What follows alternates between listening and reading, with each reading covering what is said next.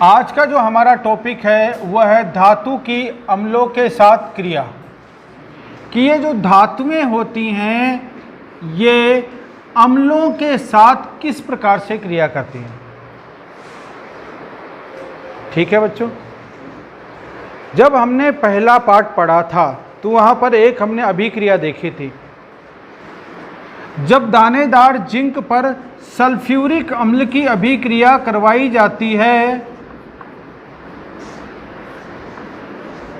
तो बच्चों एक लवण बनता है, उसका नाम है जिंक सल्फेट, और साथ में एक गैस निकलती है हाइड्रोजन गैस के बुलबुले निकलते हैं। तो ये बच्चों जिंक सल्फेट है।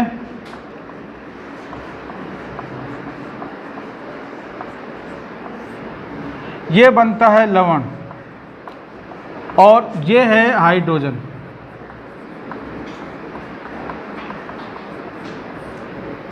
ये है धातु, ये है अम्ल।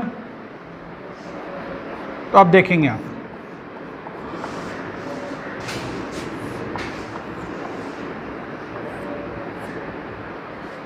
जब धातु की अम्ल के साथ अभिक्रिया करवाई जाती है तो क्या क्या बनता है बच्चों? लवण बनता है और कौन सी गैस निकलती है? हाइड्रोजन गैस निकलती है। बिल्कुल सिंपल सा बात है, सिंपल सा प्रश्न आता है, सिंपल सा उत्तर लिखना रहता है, खत्म काम। अम्ल की धातु के साथ अभिक्रिया लिखिए।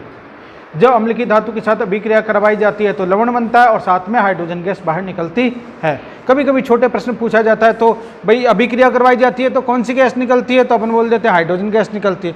बड़ा सिंपल सा काम है बच्चों। एक उदाहरण याद कर लेना, ये उदाहरण बड़ा सिंपल सा उदाहरण है, ठीक है। हम और भी उदाहरण कई सारे हम देख सकते हैं, जैसे कि एक धातु है मैग्नीशियम। मैग्नीशियम धातु की जब तनु हाइड्रोक्लोरिक अम्ल के साथ अभिक्रिया करवाया जाता है तो बच्चों बनेगा मैग्नीशियम क्लोराइड। अब अपन को ये देखें कैसे कौन सा लवण बनेगा। तो सबसे पहले तो आगे तो धातु आएगी बच्चों, और पीछे जो ये इसका ऋण आयन है वो इधर आ जाएगा। तो जैसा अम्ल लोगे वैसा ही लवण बनेगा। इसको हम बोलते हैं संगत लवण, अम्ल के संगत लवण। अगर आप हाइड्रोक्लोरिक अम्ल लोगे तो क्लोराइड बनेगा, अगर सल्फ्यूरिक अम्ल लोगे तो सल्फेट बनेगा। क्लियर समझ में? जैसा अम्ल लोगे वैसा लवण बनेगा। और साथ में कौन सी गैस निकलेगी बच्चों?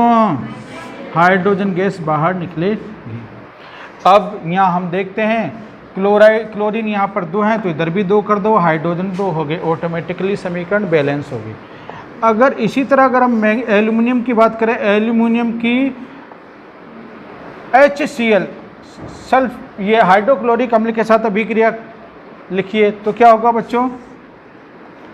एल्यूमिनियम क्लोराइड बनेगा और साथ में मन निकलेगी बाहर हाइड्रोजन गैस। ये समीकरण हमारी बैलेंस हो चुकी है, ठीक है। एक प्रश्न हमारा क्लियर हुआ। दूसरा प्रश्न, एक छोटा प्रश्न और आता है। ये तनु नाइट्रिक अम्ल है। नाइट्रिक अम्ल का सूत्र होता है बच्चों HNO3, ठीक है। जब तनु नाइट्रिक अम्ल इसकी अभिक्रिया धातुओं के साथ करवाई जाती है, तनु नाइट्रिक अम्ल की अभिक्रिया धातुओं के साथ करवाई जाती है तो हाइड्रोजन गैस बाहर नहीं निकलती है। क्लियर? दोबारा सुने, जब तनु नाइट्रिक अम्ल, कोई भी यहाँ पर धातु ले लें, किसी भी धातु के साथ किसकी अभिक्रिया करवाई जा रही है, हम अम्ल कौन सा ले रहे हैं? तनु, बोलो कौन सा अम्ल ले रहे हैं? तनु नाइट्रिक अम्ल के साथ अभिक्रिया करवाई जाती है तो लवण तो बनेगा ही बनेगा, लेकिन बच्चों हाइड्रोजन नहीं निकलती है। प्रश्न ये आता है कि परीक्षा में ये प्रश्न आता है कि हाइड्रोजन क्यों नहीं निकलती है। वापस बोर्ड परीक्षा के लिए इंपॉर्टेंट महत्वपूर्ण प्रश्न पूछ रहा हूं। जब धातुओं की तनु नाइट्रिक अम्ल के साथ अभिक्रिया करवाई जाती है तो हाइड्रोजन गैस नहीं निकलती है, क्यों? इसका उत्तर बच्चों ये है कि ये नाइट्रिक अम्ल है, ये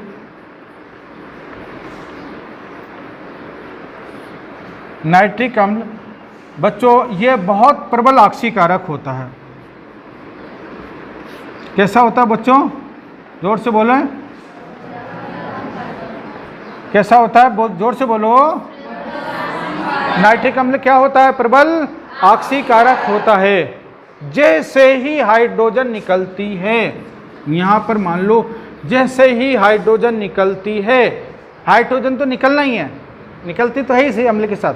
जैसे ही हाइड्रोजन गैस बाहर निकलती है, यहाँ से ऑक्सीजन आता है और ये हाइड्रोजन और ऑक्सीजन आपस में मिलकर के क्या बना लेते हैं, तुरंत जल बना देते हैं।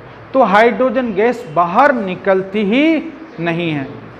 नाइट्रिक अम्ल से ऑक्सीजन बाहर निकलती है क्योंकि आक्सीकारक होता है, और ये जो हाइड्रोजन के बुलबुले निकलते हैं, हाइड्रोजन गैस के साथ तुरंत ऑक्सीजन क्रिया करके क्या बना लेती है, जल बना लेती है। इसकी वजह से हाइड्रोजन गैस बाहर नहीं निकलती है।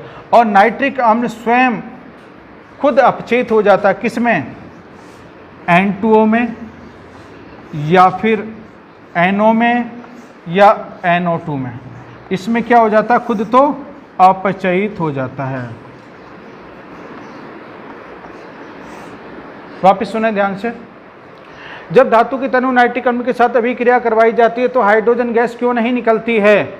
जब धातु की तनु नाइट्रिक अम्ल के साथ अभिक्रिया करवाई जाती है तो चूंकि नाइट्रिक अम्ल एक प्रबल आक्सीकारक होता है, प्रबल आक्सीकारक होने की वजह से जो हाइड्रोजन गैस बाहर निकल रही होती है, यह तुरंत उसका क्या कर देती है, ऑक्सीकरण कर देती है। ऑक्सीकरण करने की वजह से क्या बन जाता है, बोलो, जल बन जाता है। इसकी वजह से हाइड्रोजन गैस बाहर निकलती है ही नहीं। और स्वयं नाइट्रिक अम्ल किस में अपचयित हो जाता है, N2O में या फिर NO में या NO2 में।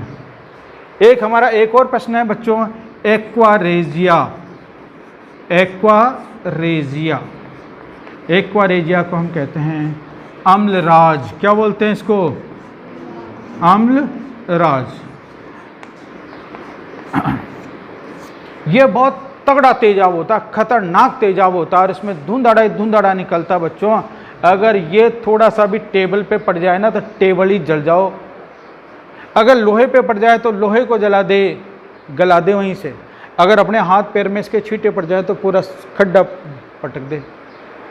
इतना खतरनाक तेजाब होता है। इसको हम क्या बोलते हैं, क्या बोलते हैं इसको, बोल तो क्या बोलते हैं इसको, एक्वारेजिया। एक्वारेजिया का दूसरा नाम क्या है, अम्लराज है। अम्लराज अम्ल एसिड का राजा होता है, अम्लों का राजा होता है बच्चों। और ये किसी को भी गला सकता है। आपको ध्यान होना चाहिए, सोना और चांदी तो कोई का बापसू भी ना गला ना।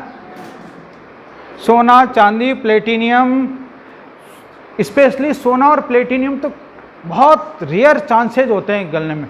ये सोना, चांदी, प्लेटिनियम को भी यूं गला देता है चुटकियों में। लोहा और ये पीतल यहाँ की तो लोहा और एल्यूमिनियम की तो कहीं औकात।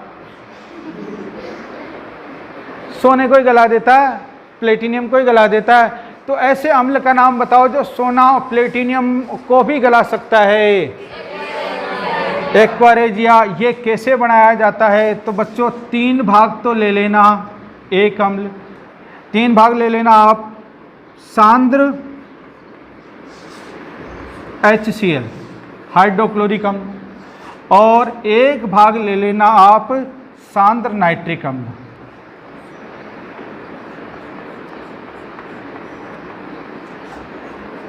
बोलेंगे 3 भाग कौन सा, 3 भाग क्या लेंगे आप, सांद्र हाइड्रोक्लोरिक अम्ल, और 1 भाग क्या लेंगे आप, सांद्र नाइट्रिक अम्ल। जोर से बोलेंगे 3 भाग क्या लेंगे, सांद्र हाइड्रोक्लोरिक अम्ल, और 1 भाग क्या लेंगे, इनको आपस में मिला दें। 3 भाग तो ले लेना बच्चों, सांद्र हाइड्रोक्लोरिक अम्ल HCl ले लेना, सांद्र का मतलब होता है गाढ़ा, और 3 भाग ले लेना सांद्र HNO3, इनको मिला देना तो एक चीज बनेगी। उसका नाम क्या है बच्चों, क्या नाम है उसका, अम्लराज। इसको ही हम क्या बोलते हैं, एक्वारेजिया कहते हैं। और इसमें धुआं निकलता है बच्चों, और ये सोना चांदी को गलाने की भी क्षमता रखता है। अब हम कुछ प्रश्न लिखते हैं। बच्चों, आगे के 21 प्रश्न हम पहले पढ़ चुके थे, आज हमारा 22वां प्रश्न है। क्या होता है जब अम्ल की धातु के साथ अभिक्रिया कराई जाती है? उदाहरण देकर स्पष्ट करें। इसका हमें एक तो उदाहरण भी देना है बच्चों, और समीकरण भी लिखनी है। क्या लिखनी है अपन को? समीकरण भी लिखनी है। क्लियर? एक। दूसरा है तनु नाइट्रिक अम्ल। मैंने आपको बताया था नाइट्रिक अम्ल जो है इसका सूत्र होता है HNO3।